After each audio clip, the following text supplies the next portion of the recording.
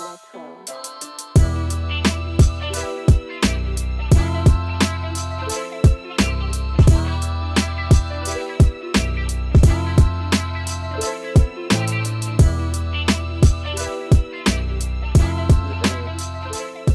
coming up green?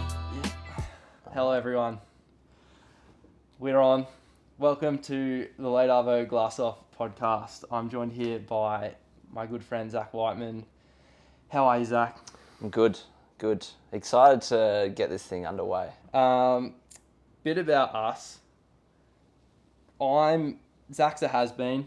Yep. I'm a never-been. A proud has-been. Yeah, very, very glowing junior career. Started well. Started Didn't really finish well. Very naturally talented. Hence why we're surfer. sitting here on the couch. Yes, exactly right. Mine was a plane, and it just never. It began quite low, and it actually never took off. It's still on the runway. It's still on the runway. We tried. Could take off. We tried, but look, it just wasn't meant to be. But that's why we're here. We're trying to keep ourselves in the surfing industry.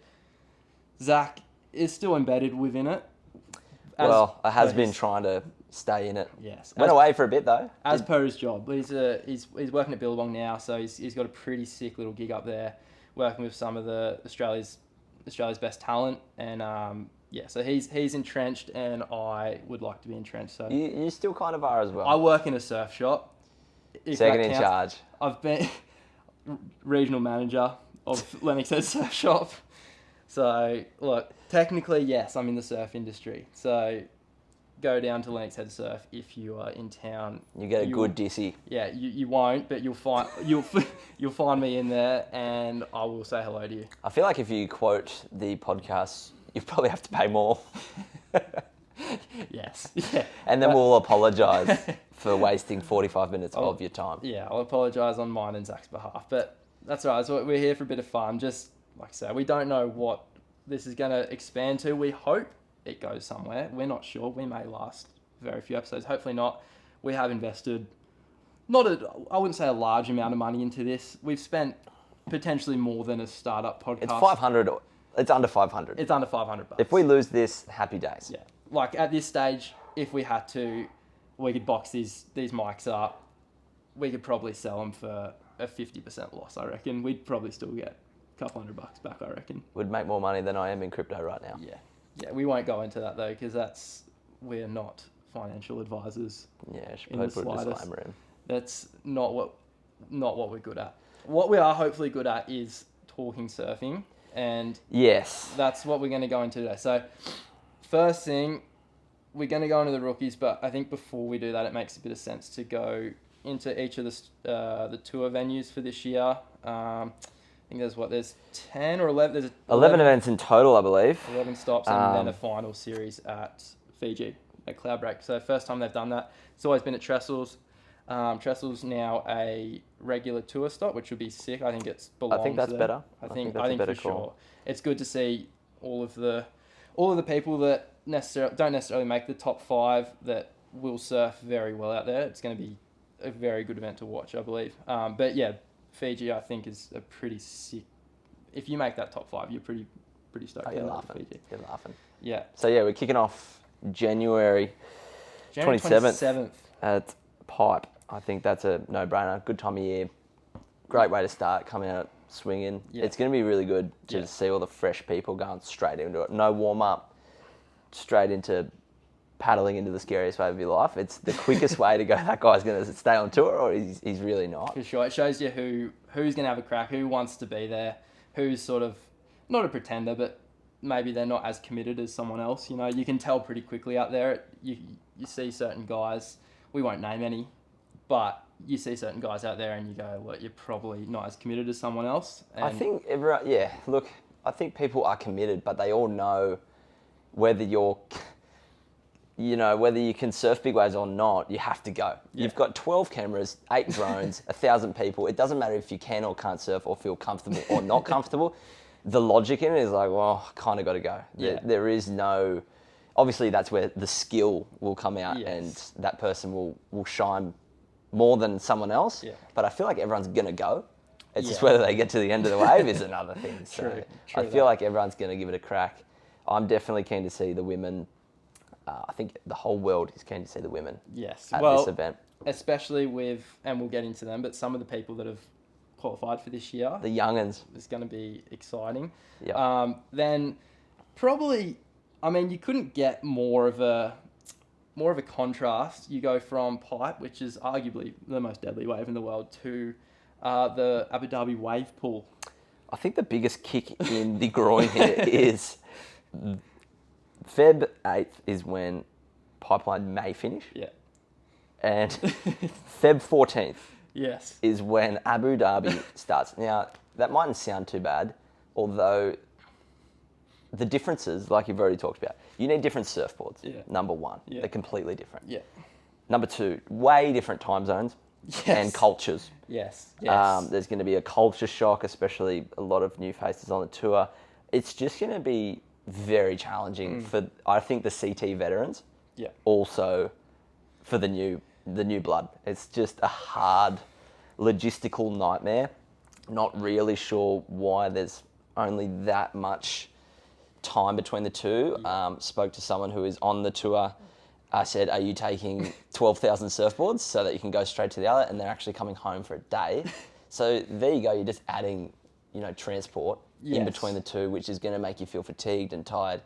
I don't know. They must have had a time slot or something. The Saudi princes probably booked it out on the 18th of Feb or something. Yeah. I'm not sure, but that to me is wild. Yeah, it's pretty crazy. And like I say, you couldn't really have two different waves if you wanted to. Like you go from pipe, which is pretty dangerous right and left over shallow reef, and then you go to the wave pool, which again is a right and a left, I suppose. So it is similar in that regard, but it's not pipe, is it? Also interested to see, let's be honest, the Kelly Slater wave pool started off with a huge hurrah and then ended with a flop. Yeah. So this is kind of a testing of the water again. Yeah.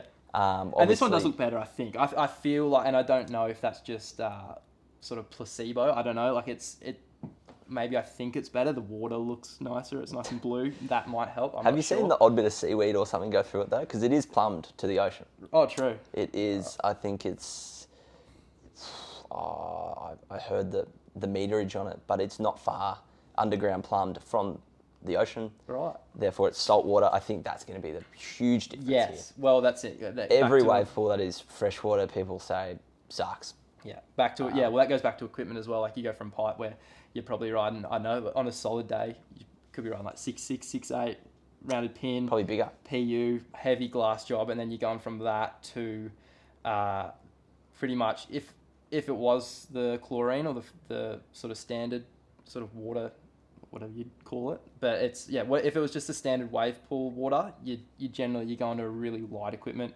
Epoxy as well. Yep. Just to give you that extra buoyancy, because the buoyancy levels are different. It is. It's a crazy difference to go from pipe to there, but it's still like you wouldn't complain if you have to rock up and say the wave. It looks pretty amazing. It's just a bit of a contrast. I just think most of the action's going to be not even in the pool. It's, from all accounts, what I've heard, spoken to a few people who have been, and they just said the scenery around it is like the Taj Mahal. You're walking in, someone's grabbing your handbag, your backpack, your boards. You sit down, someone wipes the bench for you.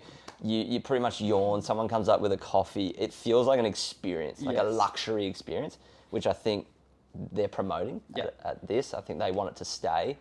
I mean, it's Abu Dhabi. What would you expect, really? They're pretty... I would expect nothing They less. don't do anything second best over there, do they? No, they're running their own race Yeah. in terms of tourism and things like that. So I think that is just going to be an experience-based event. Yeah, which, again, it'd be sick. It's just like...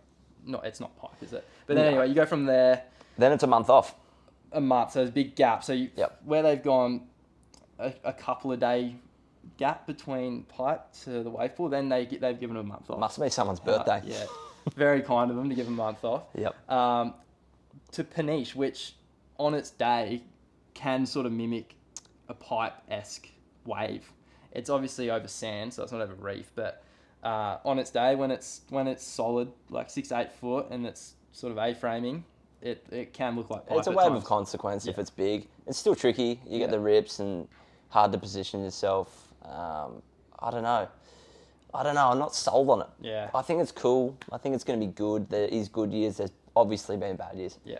I'm not really sold on it, but I understand it can get very good. So I just cast my mind back as well to the year that Owen did his eardrum out there. Yep. I don't know what year that is off the top of my head, but if it's a year like that and it's just framing and real heavy, like that's what you want to see when you rock up at Peniche. In sort of contrast to that, there has been years where it looks very similar to what we may find in front of Links Beach here. Yeah. So like you can go either way there, but if it's good, it's really good. Yeah. And then from there, El Sal, which is event 4, El Salvador, at Surf City. Again, a long way to go for a good wave. I'll say good. Yes. In my opinion. I've never surfed it, so who am I to say anything? Yeah. Just an internet warrior here, but I think when you've got the world's best men and women, I don't know, kind of seems like Boulder's our local beach here. Boulders. It looks similar in a way. You know what I mean? Like if someone came over here and said, where should I surf? You're not sending them there. Nah. But you wouldn't say don't surf. Well, and that's the point as well. Like that region is super wave rich, and they've picked this wave, which, don't get me wrong, it looks sick. Like I'm a natural footer, so like absolute sucker for a ride. Looks really fun. But like I say, if someone was to come to Lennox, and like wanted to get good waves and it was pumping, we're not sending them to Boulders, are we? Not really. We won't name where we're sending them, but I'll give you a hot tip. It's not Boulders. I can also tell you where I'm not sending someone in Australia. It's event number 5. Bells Beach. Bells. Sorry for all the Vico fans. Yeah, I just don't see it. Just rip the Band-Aid off, put it at Winky. I'm not with Zach. This is his take. Don't come after me. You're going to have every 70-year-old surfer coming after you. Oh, here. I'm going to get a letter in the mail for sure, but I'm just saying what most people are thinking. Yeah. If you don't live in Jack or Torquay, I just don't see it. I know there's history, and you've got to be loyal to the history. Yeah. There's a lot there. Surfing on your backhand is harder as well. I think there's a bit of bias there. Yeah. It just goes, here's this big section, and it's gone. Yeah. And you get the one turn, and then you grovel to the end, and then you rip your fins out on the sand, and then just to make it a bit easier, it's freezing. Yeah. I don't know. That goes to like as well. Used to make the point of the goofy footer as well. Like you have a look back through history, and the vast majority of people who have won that event, natural footer. It's a natural footer to a T. I think if you are, I'm going to say, if you're a goofy footer, you're at a disadvantage of that event. Yeah, yeah. Well, like again, you've got Oki, who probably, I don't know if he's the best goofy footer ever. He, for his time, definitely. I feel like now he may have been eclipsed by a couple others. Maybe a hot take. I think that's just the evolution of surfboards and everything. Yeah. Obviously, it's a different time. For sure. He definitely was one of the greats, if not the great of the backhand era of Luke Egan as well. Yeah, yeah. But Matty Wilco, yeah, he popped his head up for a bit there. World number 1 for a period of time. Took out Snapper and Bells back to back. He did. Which was pretty crazy. Were the waves good that year? They were pretty. I don't think it was all-time Bells, but I think it was pretty decent. It was reasonably sized. That's sized. the thing. If it is junky Bells and you're a goofy footer, you might as well start looking at your booking flights home. Yeah. It's difficult. It's wobbly. Yeah. Very, very hard to read. And I just think if you're facing the wave, that's easier to read. Yeah. And Zach's talking from experience here. I've actually never surfed Bells. He's a goofy footer, has surfed down in Victoria at Bells. All I'm saying, look, I'm not writing off the area. I'm just saying there's a much better wave, literally a stone throw. Yeah. The other way, being Winky Pop, it's just better all round. They've run it there. If you went back through history, I swear they've run it there more than Bells. Yeah. Yeah, well, they kind of, at times, they have to because Bells is just a lake and Winky's the only thing that's operating down there. Like it is a much better wave. It's steeper. It's probably more not predictable. Yeah, it's not. It holds its line for longer. Yeah, I think. And it's not necessarily a longer wave. Like I feel like at Bells you get a longer ride, but it's a better wave for longer. You don't have to do all the hops in between to get through to the shore. Like it's just a long, drawn out wave that the Victorians are literally screaming at their stereo right now. They are going. These two blokes who live in Lennox Head have no idea. And do you know what I say to that? Correct, we don't. We don't. We don't. Like I said, we're internet warriors looking through the screen. Yeah. I've surfed it a handful of times, and that was my kind of... That was your experience of it? Yeah, that was my conclusion of that. Yeah. And they were all shit. So probably a bad kind of input into it. But well, a better right-hand point. Much Snapper better. rocks. Much better. Sorry, Vico crew. Snapper is elite. If the conditions are right, I'll put it that way. Like, snapper can be an absolute dog's breakfast if the conditions are right. You really want that sort of ruler edge, perfect bank, moderate sized to large size, even sort of southeast swell. You don't want it small or even medium sized straight south because it kind of just It'd be a lake. Or it's just it's a lake, or it just doesn't hit the bank and just sort of you just do 30 cutbacks the whole way down the line. You're waiting for it. Yeah, section. there's a lot of years where you're waiting for it, doing that little check turn. But I think when you look at the tour from the last 10 years, when it was previously on there, obviously, when you look back, it's probably the most consistent out of all the stops. For sure. There's been some great moments. It's always, and like you've got the most consistent beach break in Australia, literally, I don't know, how far away? Not that far. A kilometre. Yeah. Like a kilometre away. So like, and they have run it at D-Bar before. They have. I was there. Yeah. I got my dad, it was 2007, I believe. They've done it a couple of times. They did it the other year too. Oh, they did too. Yeah. But I went to the 2007 one because my dad said, mate, wear your shirt, go down with a black texter and get Kelly Slater's autograph because he is retiring this year. And I was like, sweet. Because I had the event T-shirt on. It has the date with his signature. In my mind, I was thinking, I've actually still got it in the shed. Me and my brother have duplicates. I was thinking, this thing's going to be worth so much money. He's retiring. Little did we know, he went on for more than a decade after that. And won, another 3 or 4 world titles? He did. 2012 was the last one. No, 11, I think. Kelly, I just remember. 11. KE11Y on the hat. That's that, but yeah. So, Dad, if you're listening, I want my money back. It's actually, that was a sick year. You've got Freddie Patashia on there. Yeah, Freddie's rock. Trav Logie. Yeah.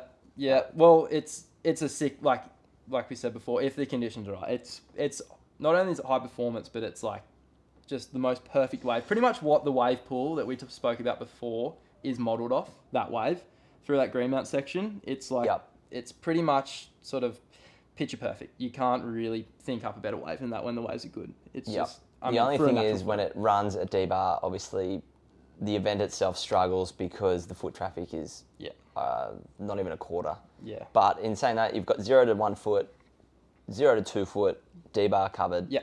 3 to 4 foot, you've got snapper covered. And then if it's 6 foot plus, you're going to Kira. Yeah. Happy days. Yeah, for sure. Now, event number 7. What are your thoughts, Finley? Look, Margie's is... Say it how it is, brother. It's not my favourite event on tour to watch. We've already got the Victorians screaming at us, so we might as well get the WA guys just yelling through the car as well. Look, I don't even think the people that live in WA don't like this wave. Like that. True. They are the first to tell you that. You know why they don't like this wave? Why? Because they've got 1,000 bloody others that they can choose off. Yeah. Like that's it. They will be the first to tell you. Like I've heard people like sort of Jacob Wilcox, Jack Robbo talk about it in the past, and like. They're not going to surf. When the waves are good... Are you going on the record with that one? I'll go on the record. That's not the first venue they will go and check. Like, there's plenty of other spots over there. Well, put it this way. You've got Jay Davies. Yes. You've got Jacob, Jippo, Wilcox, Sean Manners. Yeah. Every video part out of WA. Is Margie's in it? I'm yet to see Margie's feature. So am I. Yeah. You've got all the other ones, except for that one. Again, I think it's the foot traffic. You can get everyone up on the stairs. Looks good. It's a spectacle. It's good viewing. It's got a big grassy area. They put the screen up. I get it. We get it, WSL. But man, oh man, there is so many good ones around there. And then last year, there was allegedly the box was firing and we didn't see it. No. And like it does come with a bit of a caveat because they are able to actually run at the box. They just, I think maybe, and this is me just absolute dribbling here. I think they do factor into account because it's the 7th event, so it's the one before the cutoff. Yep. I think they do factor in the fairness of actually running the event at the box because, look, Chippo makes it look pretty sick on your backhand, but it's hard. There's a couple of crew that I think they go, look, it's the last event before cutoff. If we go there, it's definitely, you got to say, it does favour the natural footers. It's tough titty. Throw them out there. Let's go. If you're on the tour and you're saying it's... Yeah. Oh, look, I'm all for it. I just think that's why they sometimes opt out of running the event there because they go, look, this is their career. We've got to keep it fair. And Margie's, even though it is probably predominantly a right, there is a left there, and it's probably a bit more user-friendly. Or definitely but it's at the cost of viewership. Yeah. Well, I assure you, if you watch YouTube's number down the bottom and they say, hey, we're going to move into the box, it would tenfold. Yeah, it's going up. It is. So then, at that point, we lose 10 surfers, 10. I think, from the tour. So they've gone cut. And then they don't even get a taste of trestles. And then the real tour begins. Well, I say that. There's 4 events, but 3 of them are pretty... Like, they're the ones that, when you think of the Dream Tour, that's the 3 that you kind of... I know. It's like, welcome to the tour. You're going to get a little taste, but if you don't make it, then you're back on the Changa. Yeah. And you didn't even get to surf all the good ones. So. Yeah. Bit of a kick in the nuts, if you ask me. Yeah, but they could have put 1 or 2 up this end. I think so. Maybe swap Margie's down. But I don't know. It's kind of your reward for doing well, I believe. Like, you've earned your spot there. I remember last year watching it and just going, people are surfing for their spot to make the cut, and it's just a wave that just... It's unforgiving. Yeah, it's difficult. There was waves where they needed to make the heat, to make the spot on the cut, and they had to just surf over dry reef. And it's like, how do you prove to the judges, hey, look, I made this turn. Yeah. I'm now finless. There's a rock shelf there, and I'm going to run directly over the top of it. It's like, where do you just go, this wave is just somewhat ridiculous at times. Yeah. Like, I'm completely with you. I get it has... there needs to be a tour event in WA if they're coming to Oz because that joint is so wave rich, but... I'd rather surf yelling up point on a log. Yeah. Well, look, I think there'll be a couple that are with you, but... And I heard... sorry to jump back to WA. That's all right. I heard that North Point is no longer an option. I think... Yeah, well, they ran it there the other year. Again, dribble. And Seabass gets a 10. Yeah, yes. Probably the most rewatched video... I think so. ...of the whole event, and it was only one wave from an alternative location. And you watch that Holes Day competition... I don't remember anything else happening that day. That's the only thing that I remember seeing. I remember it being very windy. That may be why they've done it, because that wave is incredible, but also it can be, at periods, you're going to have rocks or diamonds. It's going to be one or the other. And that day was Seabass 10. You just hear Pete Mel's voice just echoing on the commentary, just freaking out. But yeah, that was a highlight, but I think just logistically, again, I think they just prefer to keep it main the same problem as D-bar and Snapper. Yeah. And they're right, the box and main break, they're right next to each other. They're literally just 2 birds, 1 stone. Yeah. So they've got all their camera gear there, so they don't have to set up 2 event sites, which is fair enough. Sweet. Then they do the cut. Then we go to trestles, which I'm so thankful this wave is now a regular tour event. Do you know why I'm excited for it? Why? Because we actually get to watch someone go left without possibly dying. It's true. It's the only wave. Yeah. Where... Margies, you can go left. Get 1 turn pull off. Yeah. Yes. But we're not going back to Margies. That's done. Anyway, it would have been great to see trestles at this side of the cut, to see everyone get a taste of it, because that is where the most high performance surfing will be. Yeah. Philippe back this year too. Generally, that's Philippe's event to lose. So if you draw him early rounds, and we're assuming he's going to make the cut here, I think he will. I think you look at those early events, he's probably a shoo-in, and he is the bloke to beat out there. Mm-hmm. But it's nice to see everyone get a fair crack at surfing a very high performance right and left. Equal opportunity. Some of the best waves in my memory out there are actually goofy footers going right. I was about to say it's a left and a right, but is it? It's a right, really. 3/4 right. Yeah. But I just got memories of Medina, and I think it was Tanner Gadauskas. They had a heat out there the other year. Forgive me if it was the other Gadauskas brother. I'm pretty sure it was Tanner though. and it was pretty much just a haymaker fest. Those two went hammer and tong. Pretty sure Tanner got the win in that one under dubious circumstances. I feel like could have been a bit of a rip-off in that heat. Your memory is great. I don't even know what I did yesterday. Look, there's every chance Medina won that heat too. That's just how I remember it. And if Medina did win the heat, Tanner got ripped. I can't remember which one it was, but one of them, there was a pretty weird call in there. I'm pretty sure it was Medina should have made that heat, and I don't think he did. Then from Trestles, Sakurama. Yabba. Do we need to talk about this wave? Just throw it in there. Just keep everyone happy. Sakurama, I can't even say it, nor do I even want to say it really. You've got to have an event in Brazil. You do, and like it's probably the biggest sport surfing nation in terms of like good surfers coming out of that region. It has had good waves. The year it ran down the beach, yes, towards the lighthouse. The right side of, I'd forgotten the name of it, but yeah, it has. It has moments. If they could just do something about the backwash, that'd be great. Get an excavator down there. Call up my dad. He'll do it. He'll level it out.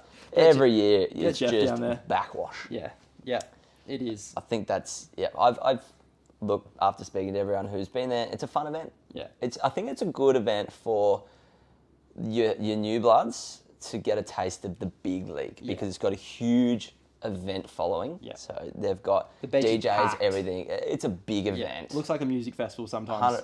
I think there is a music festival attached to it. I think everyone should get a taste of that. Yeah. It's similar to, I think, Abu Dhabi, where it's like the best part of that event isn't necessarily at the beach. Like or at the beach, but not in the water, say. Like there's a lot going on around that event that's pretty spectacular to be a part of. It seems like anyway. And yeah, the surfing generally. Look, Philippe, again, few of those Brazilian guys over the years, they've put down some pretty crazy moves out there. And the crowd gets so wild. They get a 3 and the crowd is screaming. Yeah. John gets a barrel and does a full rate, gets an 8. They're like, yeah, it's cool. They still clap. Good on them for clapping, but it's just there's chalk and cheese. Yeah. And it's like it's good that they're like you don't see really that at any other event. Like they get down there, they get behind all their surfers. Yep. It's pretty cool to watch. Then J-Bay. Event 10. Let's swiftly get to J-Bay because probably I'm a bit of a sucker for pipe and I do like watching chopes as well, which is up next. But this is, as a natural footer, this wave is probably my favourite wave to watch. J-Bay can stay for as long as it wants. Yes. I don't think anyone's going to come up here and say it's shit. No. It has that, like, it's the perfect wave. Like, we've got a wave here that oftentimes gets compared to it on its day. It's not even close. J-Bay is just absurd. We've, like, Adam Melling, local hero, Adam Melling, famously got a second place there, and obviously growing up here definitely would have helped him sort of forge him towards that result. But that wave, like... I remember Lennox ripping the lid off when he got second there. Who? Mello. Oh, Lennox, yes. That was insane. Yeah. No, it was a pretty crazy community happening. Yep. But Geordie Smith beat him, hey? he lost to Geordie Smith. Robbery. Yeah. Actually, I don't think it was that year, was it? I don't know. We'll just say it was. Yeah. It was robbery. We'll say it was. Robbery. It's a sick wave. Like, we have a pretty special right-hand point here, but like when you watch that, you can't help but just go... Oh, man, I reckon J-Bay's better. You reckon? Yeah, I think it's heaps better. I think it's a lot better. Yeah. But it's a sick wave. And then you've got all like again, Philippe. You got Geordie Smith there again, guys that are going to... I heard Philippe's doing 3 alley-oops this year. Yes, he's going to beat his previous record of 2. He's on the creatine and he's going to get 3 alley-oops. He's going to do his third one, finally. But yeah, it's an event where you can get some really standout performers, and Philippe and Geordie and John, to an extent, bit of an asterisk on John at the moment. We're not 100% sure. Tell you who excited me the most? Who? Connor. Last year. Connor? Got deep in the draw. Connor, and famously beat John in the shadows of the post, was That was a controversial one, wasn't it? It wasn't? It was, but it wasn't. Well, he won. For me, it wasn't. I was screaming Connor every day of the year. Yeah, it was insane. John can lose way more and no one will care, but our boy Connor getting the win there, absolutely that was huge. slapped it all the way to the And it was rocks. like 8 foot. It was solid. And if you're doing a deep one turn and just going fucking boom, that's hard. Yeah. That's hard. And if you're doing 5 of those on one wave, Yeah. you're doing something. He's got quadzillas. Yeah, he does. Yep. He's got legs like tree trunks, that bloke. Moving on. Chopes. You've surfed chopes. What do you reckon? What do you reckon? I surfed chopes 4 to 6 foot and thought I was fucking killing it. Looked at the footage and went, nah, it must have been a different day. And I was shitting myself. So I have so much more respect now for watching it, for the people who are going, because I swear when you're watching videos, you're like, yeah, I'd go that one. Like as a Grom, you're always like, oh, would I go that one? Or even now, like let's be real, you're like, would I go that one? Yeah. And so before I was going, I was like watching clips and I was like, yeah, I'd go that. Oh no, I wouldn't go that. Yeah, I'd go that. Got there and just went, nope. Yeah. It is insane. Yeah, we've got it on repeat on the massive big TV screen behind me at the surf shop while I'm working, and get customers come in all the time. You surf, like, you go that? No, I wouldn't, but you say yes. Always loved Always say yes. the rando guy who comes in and goes, yeah, probably give it a go. And you go, whatever, buddy. Yeah, no. You're dreaming. Yeah, well, that's the other side of it. People coming in telling you they'd go, and you go, yeah, righto, buddy. Yep. I just think the scariest part of it is, like in Hawaii, the waves pitch really far out. Third reef. Yeah. Fourth reef if it's 500,000 feet. Yeah. This wave doesn't do that. No. It's a lump. It's a huge lump, and it's sucking out and beneath the shelf.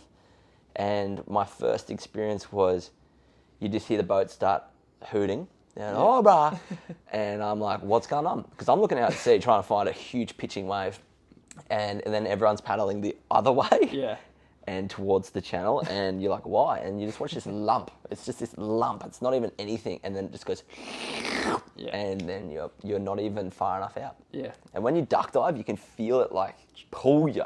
Like it's got its claws in you. It's trying to drag you back into the reef. Yeah. No. It's just, it's so different. But you talk to the guys on tour, and I have asked a few people about this that have surfed it, and they would 1,000 times. I'm speaking generally here. The few people I've asked, they would 1,000 times rather surf chopes just because of how perfect that wave is. Pipe has little areas where it's less predictable. Chopes, that wave comes, and as long as you make the takeoff and the line's right, like you're making 9 out of 10 waves there. Like it's I agree. It's a pretty special wave, and it always, as long as there's swell, it's always good to watch. But that's the thing. Like, yeah, you're right. Even if it's 3 foot, it's still fun. Obviously, it's not what the punters want, although it's more predictable. Yeah, for sure. Well, would you rather watch 3 foot chopes, 3 to 4 foot chopes with a few crew getting like little barrels, and it actually becomes quite high performance.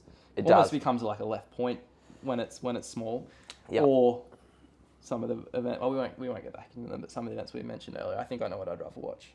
And then I think chopes straight into Fiji. That can stay. That pair, that duo, happy days, WSL, well done. Yeah. That can stay for good. Mm-hmm. Finally, a left. 2 lefts. Yeah, 2 lefts back to back. Yeah. Cloud break, fantastic wave. You can surf it 3 foot to 300 foot. Yeah. Fantastic place. Personally, my favourite wave on earth. I don't think you're alone there either. I think you talk to a lot of people and they'll tell you if they've surfed it, cloud break's their favourite wave. Yeah. There's good reason for that. It looks absolutely perfect. It handles itself, like you said, from like dead set 30 foot, you can surf it. Yep. Down to sort of 2-3 foot. Thundercloud. Yes. Although I don't think they'd run Thundercloud, but to see a wave handle it that big and still hold shape is truly special. So. That can stay. And to finish off there, love it. What I will say, if you look at all the events, and I've said this for the last 100 years, when you look at all the events collectively, Finley, why is there no high performance lefts? Yeah. You are not showcasing your HP surfing at Tahiti, at a cloud break. No. Like we said, you're going to get a little shot at trestles, half of them won't. Yeah, they'll go right. I don't get it. Honestly, I don't. So where would you like to see that? Like what event, what wave in the world do you think you could put some crew at and just go, this is your goofy foot left. This is where we want to see you guys Costa go. Rica, Mad. fourth longest left in the world. Which wave in Costa Rica? Pavones. Yeah, right. Okay. So far out. Go to Raglan. yeah, even like if it's Go see the Chut of the Maxi Cuzzies. They'll froth. Logistically maybe hard, but some of those events, some of those waves in the Mentawis would be pretty. We've been there before. Pretty credible to watch. Let's go there. Yeah. They're already blown out. So whoever says, "Oh, we don't want them," it's like bullshit. Yeah. They're blown out. Yeah. Not all of them. I'm just talking about Specific few that people tend to gravitate towards. But Macca's, like you chuck an event at Macca's, oh, you're going to see some pretty crazy things. There would be. I think. You would have no one, even on the internet, even all your YouTube trolls, no one would say a bad thing. No. And you can imagine I get it logistically. You said it. It's hard, but they can move mountains. Yeah, they can. There's a dollar figure for everyone. During COVID, and they just decided, we'll just reroute the tour. I mean, they did it all in Australia, but they can do it. They can pivot. They can do it. They could. Is that not a big ask? Like, am I speaking? I'm Maybe a goofy footer. I'm biased, but is that really that biased? No, I think it. Like, there's so many rights. You could even. There's an argument you could maybe get rid of like an El Sal and just chuck a left in there in its place, and then I feel like that creates a little bit more sort of level playing field across the tour. Obviously, you'd probably say, like, J-Bay's probably the best wave on tour, maybe, but like Pipe, Chopes, Fiji, obviously you have to make the top 5 to surf at Fiji, but like probably the 3 of the 4 best waves on tour right now are lefts. But in saying that, there is no high performance left. So yeah, but if you're a goofy footer who's been practicing your backflips, where are you going to showcase that? Yeah. If you're a goofy footer who is really good at clay marzo laybacks, were you doing that at Pipe? Yeah. No. Tommy Carroll style? You're definitely not. I find it slightly aggravating, and it has come up in the past. There has been, I think, Stab recently did an article, or maybe not recent, a year ago, asking the question. I just feel like, surely. I think there's definitely an argument there for that, and that sort of is a little bit of a segue into the next bit, which is we're going to go and break down all the tour qualifiers. Like, is that first 7 events or so a good judge of what they can do? I guess you could maybe make the argument it is. Like, you've got a pretty good mix there. It's probably not, when you think of the Dream Tour, it's probably not 7 events that you're going, yes, like, I'm really excited to surf there. You're probably, like, the wave pool has a little bit of, like, kind of excitement value. You're just like, oh, that's cool to do once or twice maybe. But then, like, I mean, Pipe's a really good gauge of where crew are at straight away. Snapper, again, really, like, high performance wave. I think a lot of crew look at that and would travel here to surf Snapper on a good day. You know, like, if it's somewhere that you kind of want to surf in your life when it's good. Yep. But you kind of look at the rest of them and they're sort of like, I don't know, they're sort of neither here nor there. Like, on their day, amazing waves, but you could easily rock up at any of those venues and it'll look like your local beach break.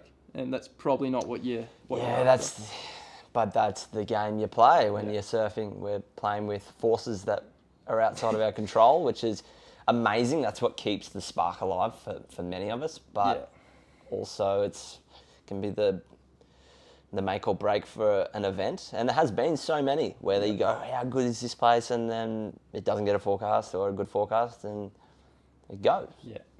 Yeah, and like they keep trying, like, back to J-Bay without trying to go back there too much, but that's a wave they get rid of it and they bring it back and it's just like... Yeah, but remembering a lot of it, there is the bureaucracy behind it of event There's permits. politics. There's shitloads of that. Fiji.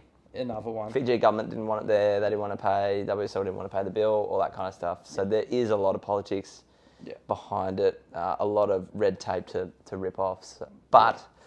Like I said, everyone's got a number. Yeah, for sure. Yeah. Should we talk about the new recruits, the Blue Bloods? Yeah, I reckon so.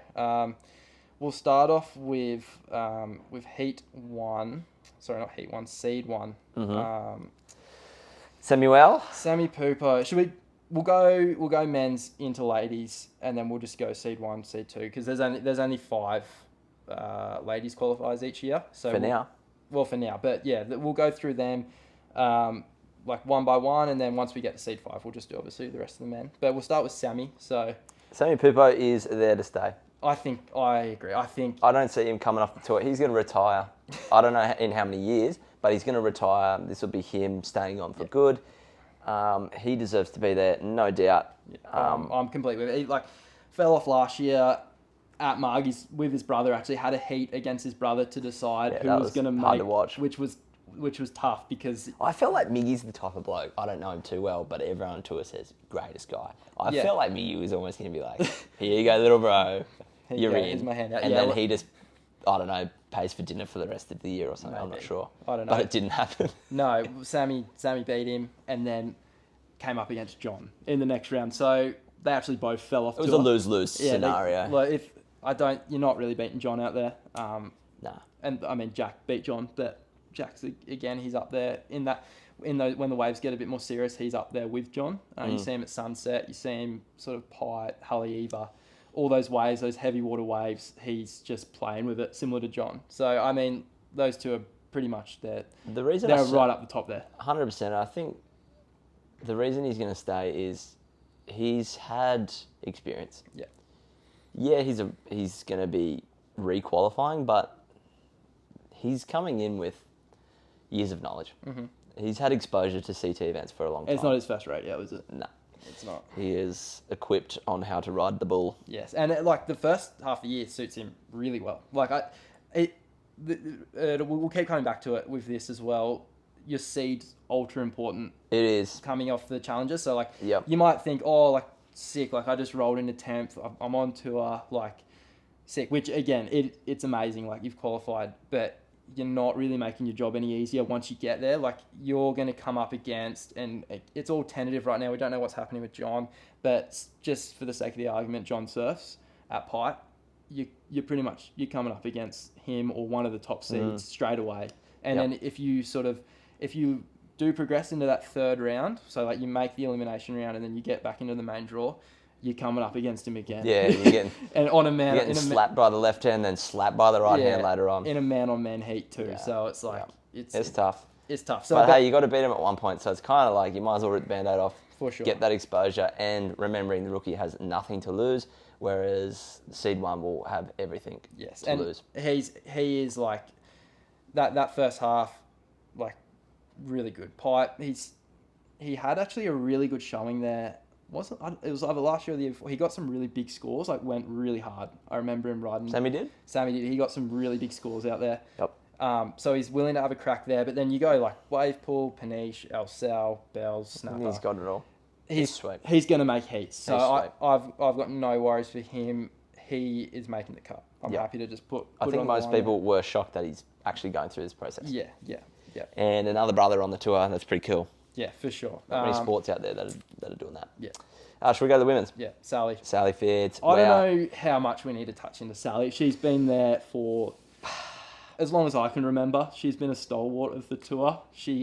I think maybe, and this could be dribble again, but I think she has a record. She didn't drop a quarterfinal for 40 events or something, something absurd. She made the should have some very impressive stats. Yeah, ridiculous. So she's there. She knows what she's doing. She's maybe getting a little bit older now, so some of this youth coming through, they've got that little bit of X factor that maybe she's lacking a bit. She can spin the board around. I've seen her do a few airs and a few grab rails and stuff.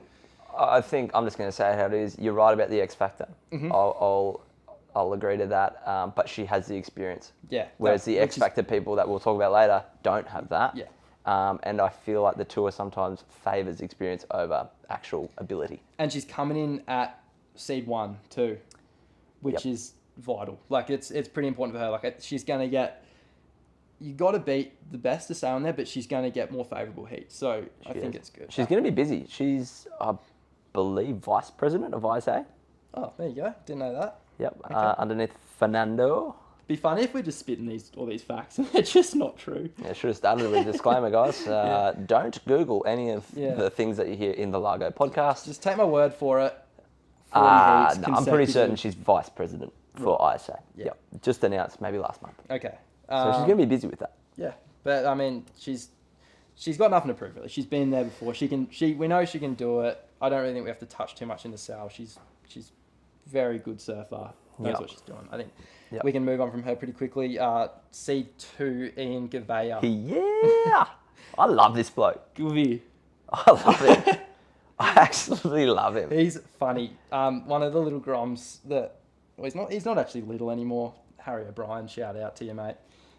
He thinks he sounds like, Gru off Despicable Me. No, I don't watch children's movies.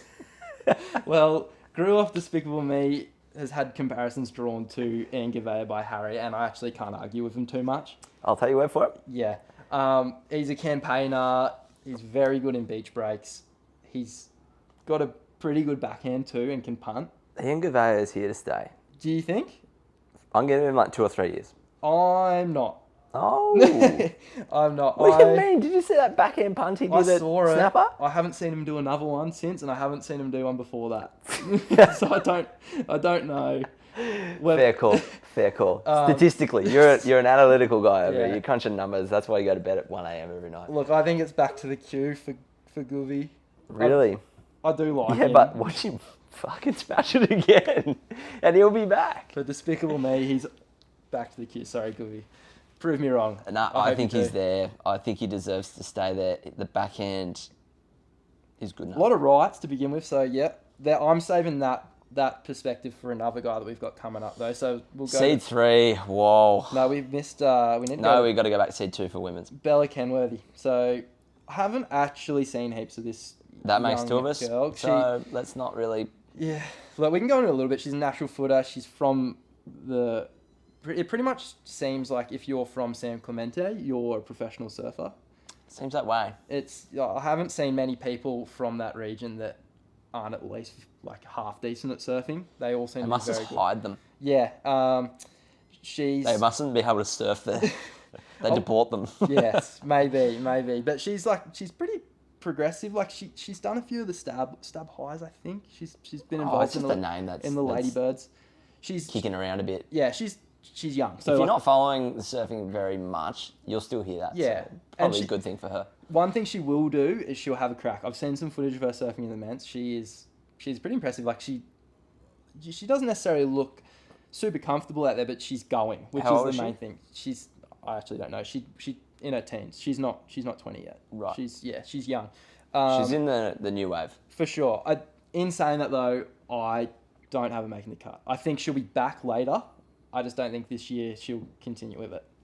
Fair call. I think I'm not even gonna speculate. If you don't know, then probably there's just no point. I have zero input on this. Like most things on this podcast, I have zero input in. Take my word for it. She's very good. She's gonna be great. I just don't know if. I think she'll be one of those ones that falls off, has a bit of time back on the queue, blitzes that, comes back on, and then that's it. She's on. Similar to Sammy. I think she'll just have like a year where she's maybe a bit tough for her, and then she'll find her feet again. Seed 3, Marco Mignot. You know a little bit about this guy. I used to know him when I was on the quickie team. Yeah. Did a few trips where he was around. This one was, let's be real, it was a shock for a lot of people. He came from the dark. Not to say the talent's not there. It's just he's never really been the name that's kind of... I feel like the opposite of him is Jacob Wilcox. Always banging on the door, always kind of there, ready to make it. Marco did the complete opposite. Came from so deep and got it done. Yeah, he just had that magic run that people get sometimes. And he actually finished in seed 3, which is like... when I was doing... He didn't just make the CT, he kind of smashed it. Blitzed it. I was doing these, pulling up all the results, like who qualified, and I knew he was on tour, but I thought maybe like sort of around 6th or 7th, 3rd. So, good, like great for him. Another one, don't know if he'll stay on. Sorry, Marco. I have to agree. And the only reason I agree is I just don't think he's got the experience and exposure to the Australian leg. Yeah. And I think anyone has experience to snapper. I think every pro surfer is a snapper. Yeah. He's going to probably kill it there. I just think he's going to get to bells. I have no idea. This is a huge speculation. Yeah. I would just say he hasn't put in that many hours at bells. Yeah. And I'm going to say the same for Margies, and that is 20,000 points up for grabs. Yeah, that's huge. That are vital. Yeah. I just don't see him understanding those waves, which take years of experience, Look, El Salvador and stuff. Yeah, sweet. Pool? Yeah, for sure. Yeah. But I feel like to make the cut now, it's... Look, I actually think he'll struggle in the pool. He's got that pretty reliable air game, but it's pretty one-dimensional. I haven't actually seen him do... He's got that full road or the air reverse that he does pretty much on lock, but aside from that, haven't seen any of the sort of flips that you see crew doing now, which, look, I'm sat here on the couch. I'm pretty pumped when I do an air reverse, but also, like, on tour, like, they don't get that excited about an air reverse. A pretty stock air rev. Like, they just... Especially at the pool. Yeah. Well, if you've got to do, like, at the pool, you've got to do 4 on the wave, which, again, he could do, but they really want to see you sort of with a bit of variation at all the venues as well. And they get used to, you sort of like Jadson Andre years ago, but, like, he came on, he had that crazy, like, inverted grab rail air reverse that he used to just pull out like that. And they got used to it. And all of a sudden, it went from giving him, like, 7s to... They were giving him 5s and 6s, and it wasn't getting him through heats. So, like, correct. I think that's just a bit of evolution too, for sure, within the sport. And I think the wave pool, specifically speaking to the rookies, actually is that's not a pool. That's not an event to say, hey, like, how, can you do this? Can you do that? Yeah. It's how well can you do it, and how consistently can you do it too? Like, can you pull that out on all your weight? Like, because that's when you see the really good guys. Because surfing is such a sport of centimeters, and, like, they all on their day surf well enough to beat each other, but the thing that sort of decides who's better and who's winning the world title at the end of the day is how consistently can they do it and how often are they making those unforced errors. So, like, the wave pool is an event where you see your Italos, your Gabbies, your Johns, Griffins, Philippes that have very low error percentages. They have a really high make rate on all their moves, and that's when you see, like, those guys, they sort of rise above, because pretty much they're going to get to the end of their wave and it's going to be something pretty special on each wave.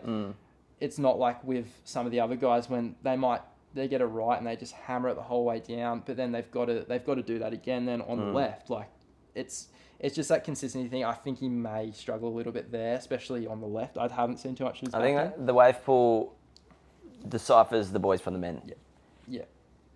He like, again, it's not just the wave pool. There is other events, but I just don't see him accumulating. Yeah, but the wave pool's got a camera zoomed in on you from it. There's no outside forces that are going to dictate what you're doing. It's zoomed in at you. It's perfectly angled and cropped. You can't hide. It is there, and you have to perform really well. And that's where I think the veterans of the tour, the Ethans and stuff, are just going to absolutely smoke them. Yeah, and it's like, that's not just for Marco, that's for everyone. Like, I think that is, yes. Sorry, Marco. You're definitely not listening to this. This is episode 1 of a podcast with 3 people. I'm sure. He's listening, definitely. He definitely is. Moving on. We'll skip that. So we then go to seed 3 of the ladies. So Izzy Nichols, Aussie. She's had good results in the past.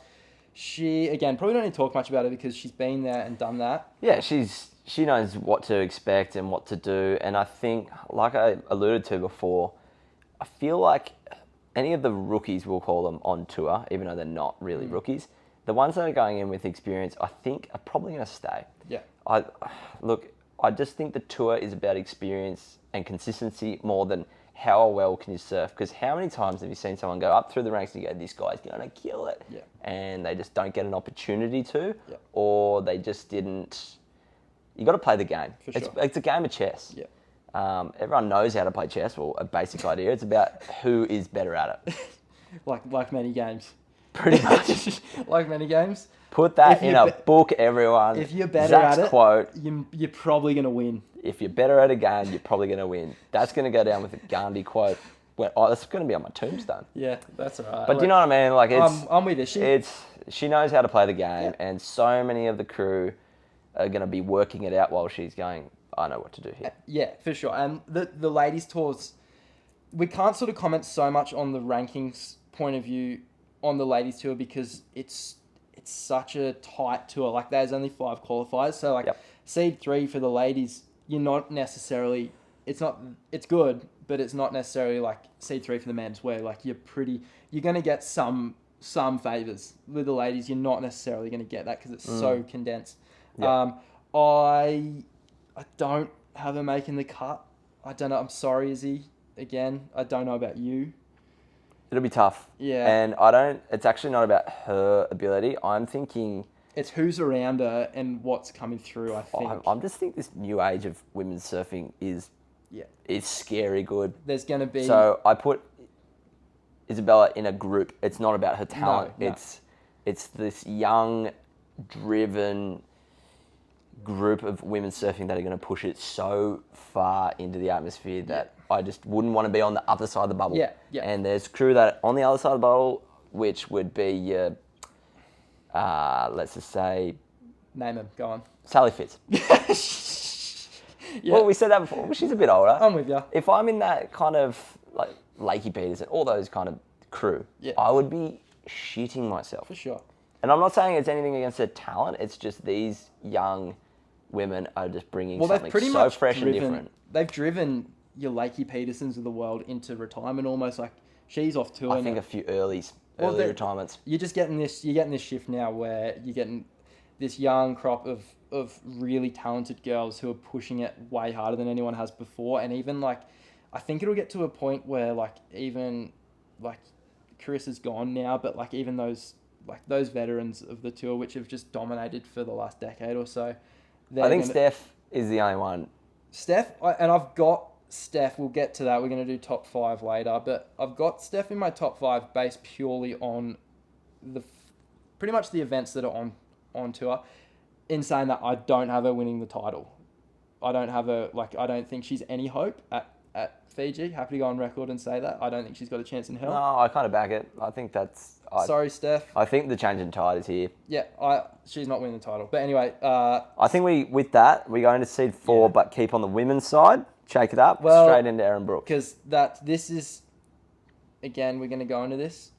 This is my hot take, my world title winner for 2025, Erin Brooks. I don't think that's silly.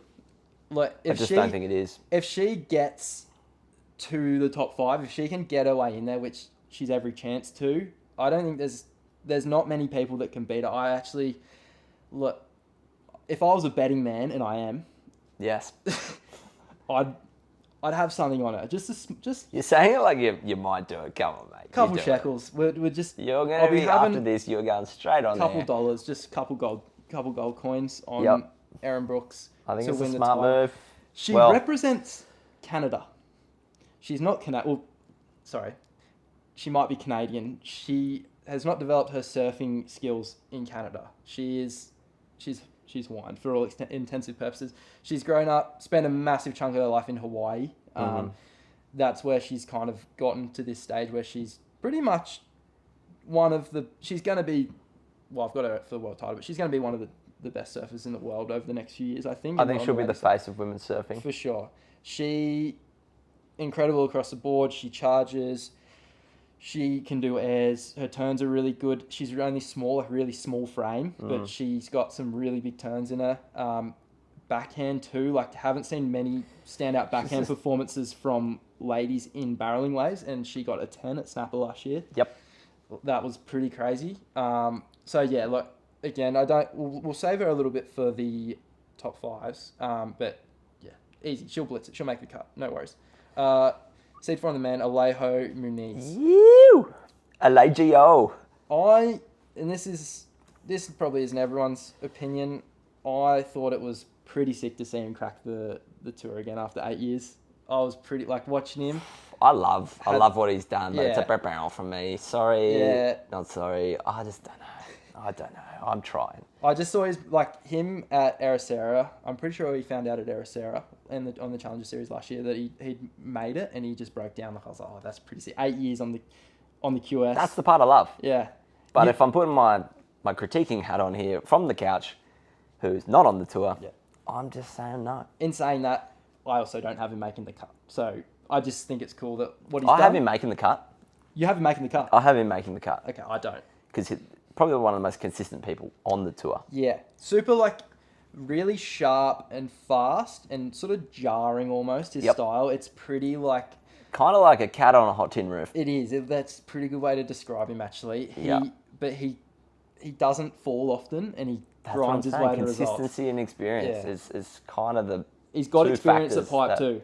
So that's a big one. But again, love his hustle. I don't think he's going to make the cut, but you do. So that's all good. I think he's making the cut. Is he going to be top 5 now? No, he's not going to make top 5. David Silva. This is the guy that I think... Look, I'm not putting him on the wall, on a poster, and I'm not saying he's going to win titles, but I think this is a guy that... I think he definitely can make the cut. Given the amount of right-handers on the first half of that tour, the first 7 events, I think he has got one of the best donkey kicks on him, on his backhand. Like, perfect timing every time, throws spray to the sky. Like, I'm pretty high on him. I think he'll make the cut. I feel like you don't think he's going to make the cut. For me, it's a...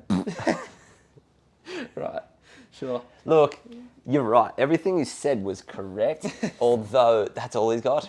He's not overly He does 12 of the same sick, big... On the Chang'e, I think it was at Irasira. Yeah.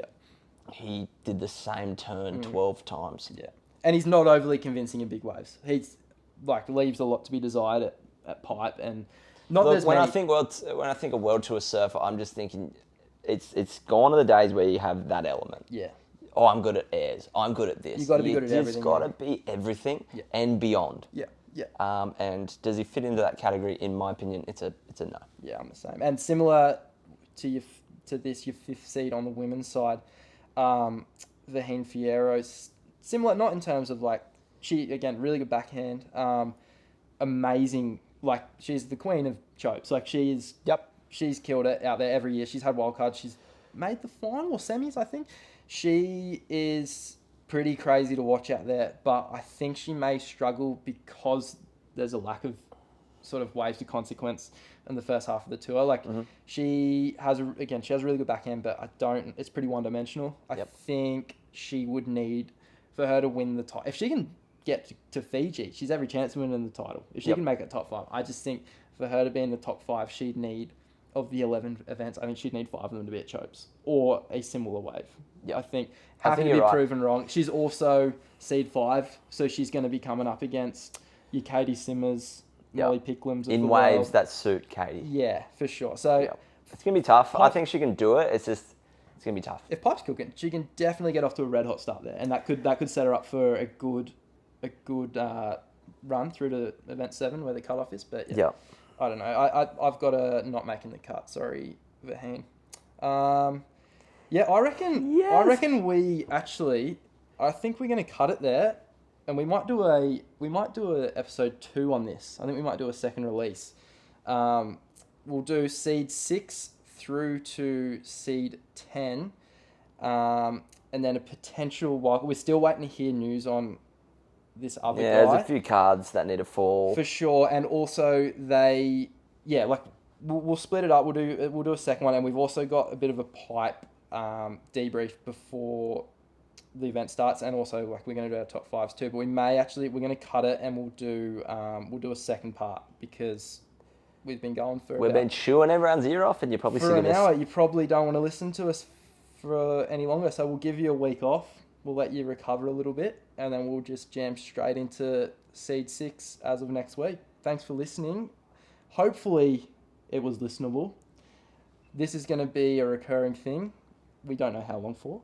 Hopefully. We haven't mentioned, we're going to get some pretty sick guests. Every now and then we'll throw some guests in. Yeah. We'll spice it up. We really want to bring something special to the podcast market. Yeah.